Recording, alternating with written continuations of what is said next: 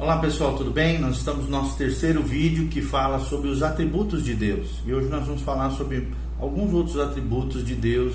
Muito importante você compreender isso à luz da palavra de Deus, conforme nós temos como texto-chave Romanos 1, versículo 20. Olha o que a Bíblia diz aqui. Porque os atributos invisíveis de Deus, ou seja, as virtudes, as perfeições, as facetas do caráter de Deus, assim o seu eterno poder, como também a sua própria divindade, claramente se reconhecem desde o princípio do mundo, sendo percebidos por meio das coisas que foram criadas, ou seja, a natureza, o universo.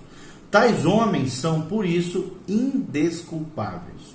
O que a Bíblia está dizendo? Que Deus revela os seus atributos, as suas qualidades, as suas virtudes, as facetas do caráter de Deus através, bem como revela a sua própria divindade, a sua majestade, a sua glória, através de tudo aquilo que ele criou. E isso faz com que o homem seja indesculpável diante de Deus, dizendo, não te conheço, não sei quem tu és.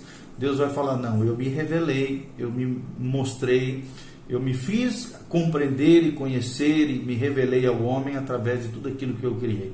Então é sobre isso que nós estamos falando. Nós estamos falando sobre os atributos de Deus.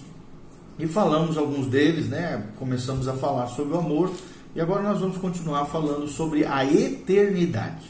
Qual é o significado da eternidade? Outro atributo de Deus muito importante para nós compreendermos. Primeiro, o significado de eternidade. O atributo da eternidade implica que Deus não tem começo nem fim, ou seja, a sua existência é eterna, para sempre. De nosso ponto de vista, isso se entende para o passado e para o futuro, sem interrupções e sem limitações causadas por uma sucessão de eventos. Então, reunindo essas ideias, por exemplo, o teólogo Berkhof define a eternidade como, presta atenção, a perfeição de Deus pela qual ele é elevado acima de todos os limites temporais e de toda a sucessão de momentos, e tem a totalidade da sua existência num único presente indivisível. Essa é uma definição legal de um teólogo chamado Berkhof. Ou seja, em outras palavras, a eternidade de Deus e sua autoexistência são conceitos interrelacionados. Alguns teólogos usam a palavra aceidade para denominar a sua autoexistência. Ou seja, Deus depende de si mesmo. Ou seja, se Deus existe eternamente, portanto nunca foi gerado nem veio a existir. Ele é infinitamente autoexistente. Eu vou repetir, Deus é infinitamente autoexistente. O que as Escrituras falam acerca da eternidade de Deus? A eternidade de Deus é demonstrada, por exemplo, no Salmo 90, versículo 2, que a Bíblia diz: de eternidade a eternidade, tu és Deus. Em Gênesis 21, 33, nós vemos aqui um termo em hebraico chamado El Olam, que significa o Deus eterno. E é uma variação do termo original que significa o Deus da eternidade. Quais são as questões quando nós pensamos um pouquinho sobre a eternidade? Uma das perguntas que surgem é: qual é a relação de Deus com a sucessão dos eventos nesse mundo? Ou seja, e a resposta é: ele é eterno, portanto vê o passado e o futuro tão claramente quanto o presente. Além disso, Deus deve vê-los como partes integrantes de uma sucessão de eventos históricos. Apesar disso, de maneira alguma está preso a essa sucessão, ou seja, apesar de intervir na história humana, cronológica, com o tempo, Deus está para além do tempo, está além do nosso tempo humano. Apesar disso, de maneira alguma, está preso a essa sucessão, como eu já falei. Uma ilustração dessa verdade é encontrada, por exemplo, na cena celestial do Apocalipse 6, de 9 a 11, em que o Senhor responde à questão dos mártires, daqueles que morreram por causa da sua fé em Cristo, sobre quanto tempo se passaria até que fossem vingados esses mártires, aqueles que morreram por amor a Cristo. E a resposta que surge ali é dizendo-lhes para esperar até que certos eventos ocorressem na terra. Então é muito importante nós vermos que Deus está para além do tempo, acima do tempo, supra cronológico, né?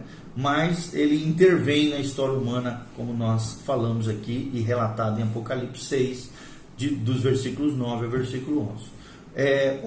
Uma ramificação, né, confortadora da eternidade de Deus é que ele nunca deixou nem deixará de existir. Vou repetir, Deus nunca deixou nem deixará de existir. Assim sendo, seu controle sustentador e providencial de todas as coisas e eventos está assegurado. E isso é tremendo, enche o nosso coração de fé com relação a isso. Uma outra faceta do caráter de Deus, ou atributo de Deus, é a imutabilidade.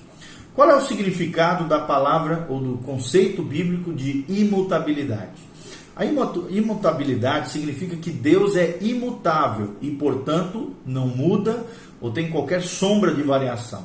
Isso não quer dizer que ele esteja imóvel ou esteja inativo, mas sim que nunca se altere, cresce ou se desenvolve. O que as Escrituras falam com relação à imutabilidade de Deus? Malaquias 3,6 fala sobre isso, Tiago 1,17 fala sobre essa imutabilidade divina. Vamos ver aqui o que Tiago 1,17 fala sobre isso. Espera aí só um pouquinho, vamos encontrar aqui. Depois de Hebreus vem Tiago 1,17.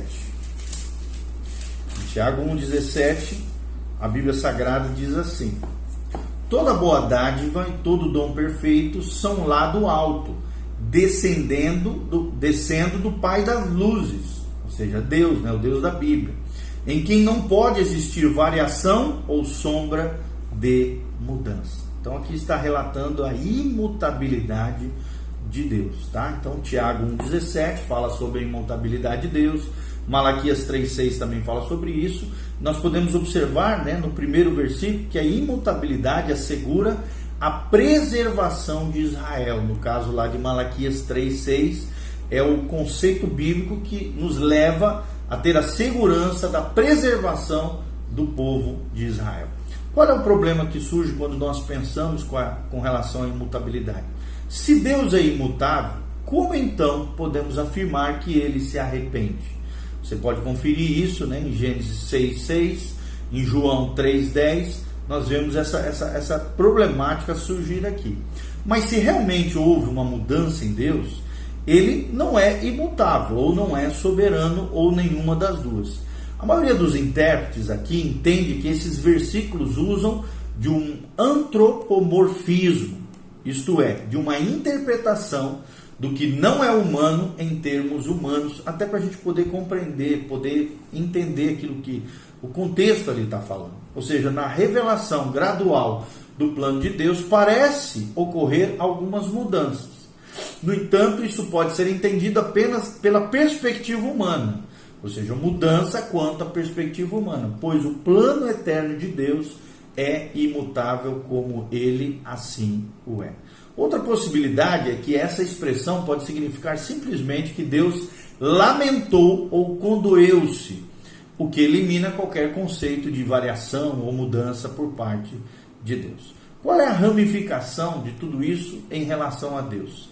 Se a autoexistência pudesse mudar, isso tornaria a existência dependente, ou seja, a eternidade se transformaria em tempo e a perfeição em imperfeição. E, portanto, Deus se transformaria em não Deus. A imutabilidade de Deus garante que nenhuma das perfeições divinas mude, mas que todas essas perfeições, ou seja, esses atributos, trabalhem com coexistência consubstancial, em sintonia perfeita e convergindo todas elas no mesmo propósito, revelando a grandeza, a majestade e a perfeição do próprio Deus, ok? Quais são as ramificações da imutabilidade em relação a nós?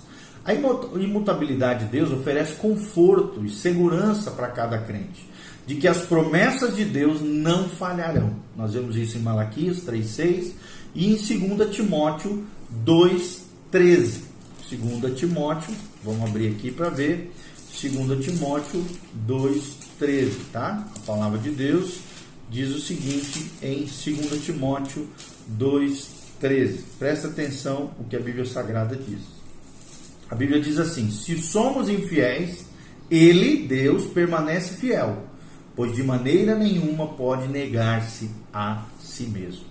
Malaquias 3,6, e agora eu li 2 Timóteo 2,13. Ou seja, a imutabilidade lembra-nos de que a atitude de Deus em relação ao pecado, por exemplo, não muda e nunca mudará. Logo, Deus nunca pode ser coagido ou induzido à mudança. Ok? Então é muito importante a gente compreender tudo isso. Outra característica importante de Deus é a infinitude. Qual é o significado da infinitude de Deus? Ou infinidade também. Significa que Deus não tem limites nem limitações. Ele não é limitado de maneira alguma pelo universo, nem por limites de tempo ou espaço.